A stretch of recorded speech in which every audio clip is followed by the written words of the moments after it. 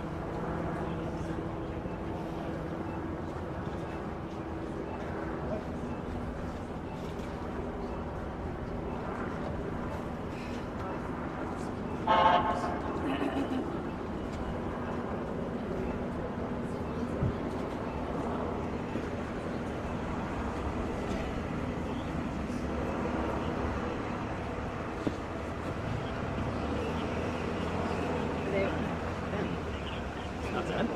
10 cameras? That's not bad.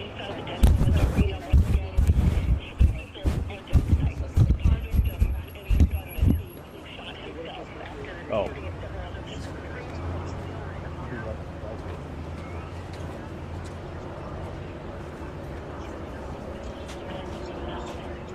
Oh, mic check, please. Sure. Mic check. Check. MasterCard, Visa, American Express, money order, Western Union, whatever it takes. Nickels, dimes, quarters. Can't do pennies, sorry. We got rid of the penny. Sorry. You good? All right, we're still going. Check 1, 2. Check. Where's your mic? Oh, there you go, right there. Yep. You good? Had it wrong. Now you got it right.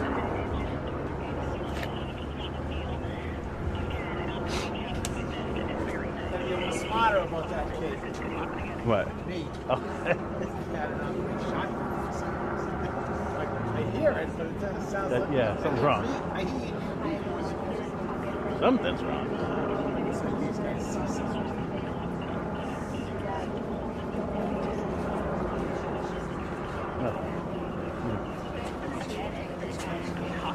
Somebody coming? Yes. She did the whole thing down there. But she's coming now. The media update where we were before. One of these is mine. That's mine. That's mine. Turn your microphone on there, lady.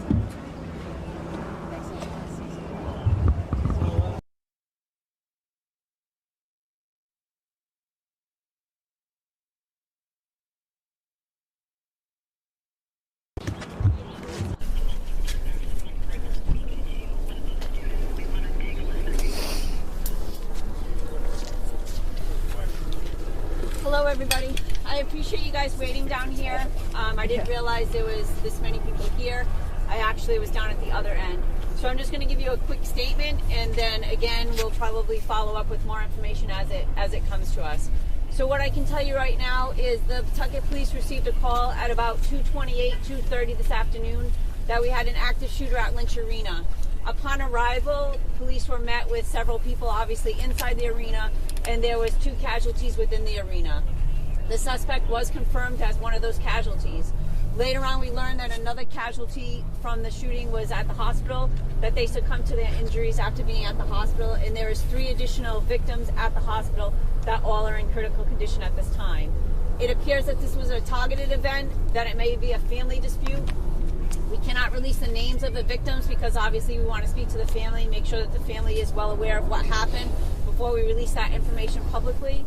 We had assistance from multiple police departments that came in to assist, to offer their assistance. Obviously, the Attorney General is also there with us now going over the crime scene. We had several people in the building, so we are talking to them. So we're trying to put together the story and the timeline of what happened.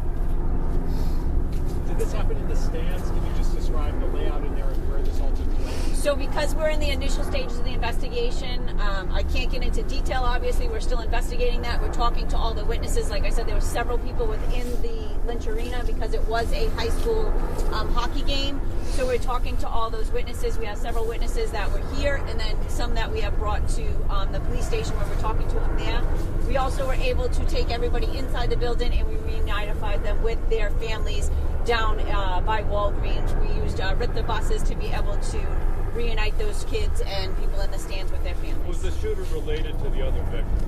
You said a family dispute. Yes, so because it's a family dispute, I don't know the relationship exactly at this point because it's still initial, but yes, it is family related. Are you releasing any other information about the other victims, ones in critical, juvenile, adults, any other information? Not at this time until we speak to the families and we get more information. But the mayor said it was a young girl. Is that correct or not correct?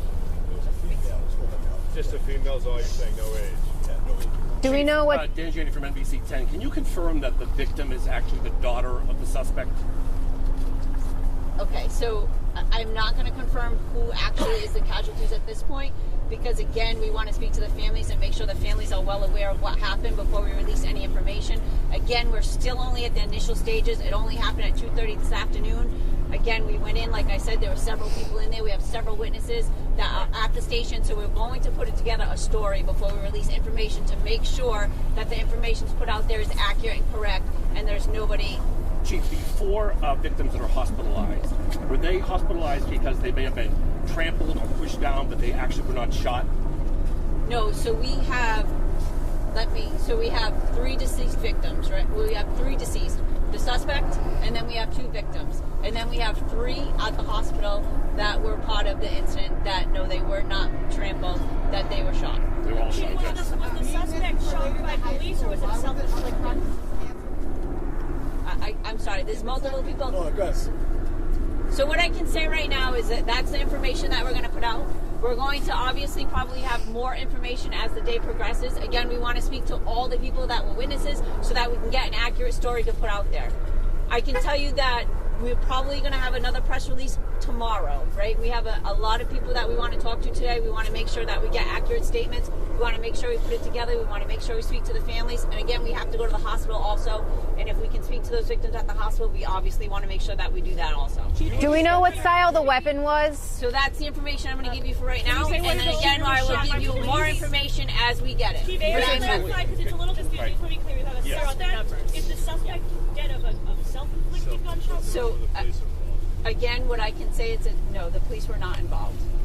Okay. What I can say that, again, we're putting all the pieces together. It appears from a self-inflicted gun wound, but we are going to investigate that fully. The police were not involved in that. Understand? So there's a suspect who is dead, and then there are 2 victims. Are those teen victims? Well, I'm not releasing their ages, but it appears that they're both adults. Are they both related to the suspect? Again, I'm trying to... I understand. We appreciate it. We're just trying to get information.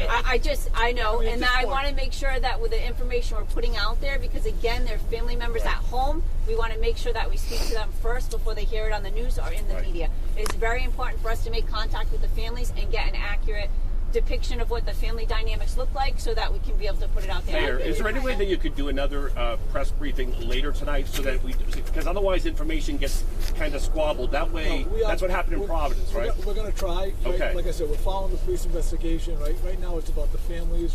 Right, there were multiple families involved. This was, high school children, so our hearts go out to the families. and we'll give you as much information we can. We know it's important to get out there, but they want to get out there accurate so there's no misinformation. Mayor, are you able to speak to that, just the trauma these people suffered today? At the I mean, I didn't see anybody. I can't imagine, you know, watching some people as they're getting put on the microphone there. Oh, sorry. You know, it has to be traumatic, right, to everybody. I haven't had a chance to talk to anybody. We're trying to piece it together. You know, they're all being shipped out to have conversations with to keep the investigation going, and we're dealing with the families. We have a lot of our services, family services, the Nonviolence Institute, a lot of our partners. They're all in there. They're doing grief counseling, so we're working close with them as well. It's been just. What are some of your concerns when you hear about a shooting inside an arena like this with so many young people? Of course, when you get the call, you think it's the worst thing, right? And I mean, it's very serious. Having said this was an isolated incident in some ways. It's tragic. And you think about that, right? The family, all the resources, we have men and women out there, so your mind goes in all different directions. It's been just 2 months. On the ice, targeted or hurt in any way? I don't know that. I know they were on the ice, but I don't know if anyone. Mayor, it was in the stands.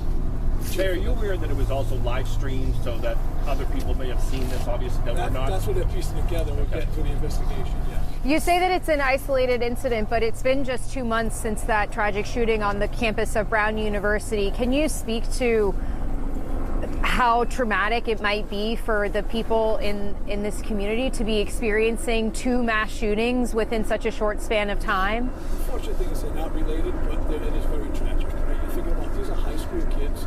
They were doing an event. They were playing, you know, with their families watching a fun time, and it turned into this. So it's got to be.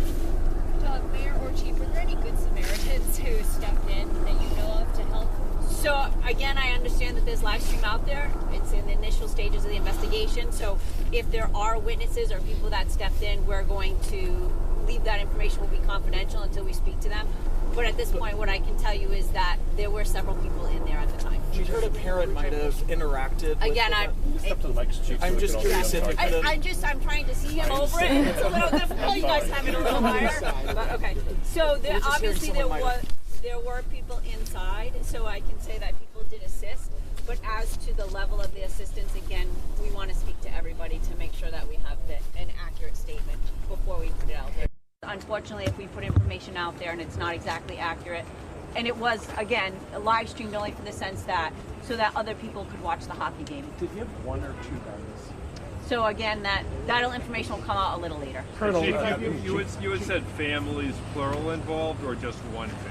No, I believe it's just one family. Chief, have you reached out to all the schools?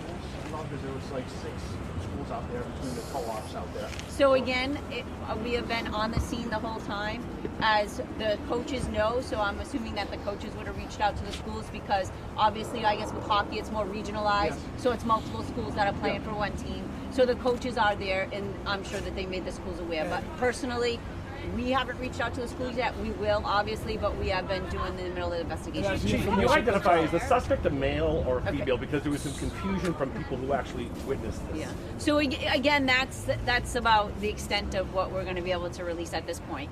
We will give more information as it comes out later today, and then if we can do a press release tomorrow once we've been able to speak to all the witnesses, because again, there was many people inside the arena. We have to speak to all of those people that were in there, give statements. Even if they have nothing to add, we still have to make the attempt and the effort to speak to them to make sure that we have all the information. So this is over. Okay? No danger. Thank you very much. Thank you. No danger at all. Thank you. And you're Dawn. And you're Tina. Thank you. Is my mic good? Do you want me to check it? 1, 2, 3, 4, 5.